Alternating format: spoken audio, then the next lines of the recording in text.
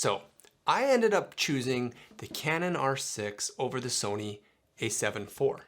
After going to the store and testing both of the bodies, the Canon just felt so much better. The menus felt better, the screen felt better. I just liked it. I liked the colors.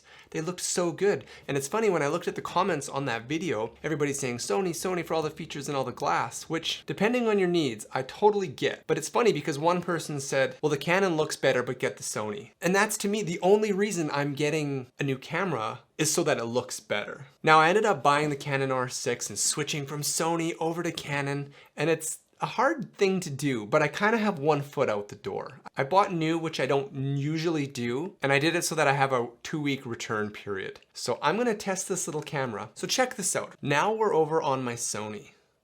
That looks pretty good, right? It's not a huge night and day difference between the Sony and the Canon, or is it?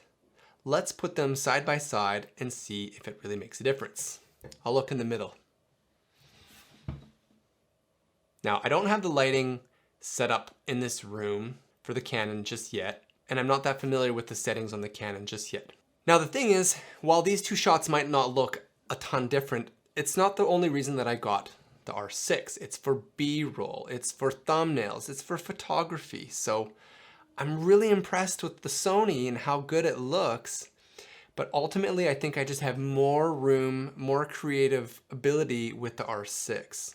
I don't want to go and see logs. I don't want to have too many options of things. I just want to click record and create content. So for someone like me, for right now, I'm pretty happy with the Canon and the choice that I made. Am I going to return it? I don't know. Here's some things. So right away, I'm plugged in the microphone while I have the flippy screen out. It's right in front of the flippy screen. The Sony A7iv has the flippy screen on the top, which I like better. So far, that's one thing. You can't set the white balance. I made a whole video on setting white balance, and I think white balance is so important, but I'm just relying on setting it manually.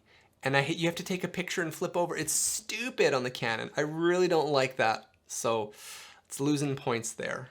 But everything else, like I said, the main 3 things for me is the color, number 1, the screen and menus and usability is number 2, and number 3 is the feel. And like, am I inspired by this camera? And the Canon, yeah, so far I am. So the next couple videos, I'm gonna be comparing these two. We're gonna take them outside, we're gonna take them all over, but I just wanted to say why I bought the Canon, and that was just, it looks and feels good. So is it worth thousands of dollars over the Sony?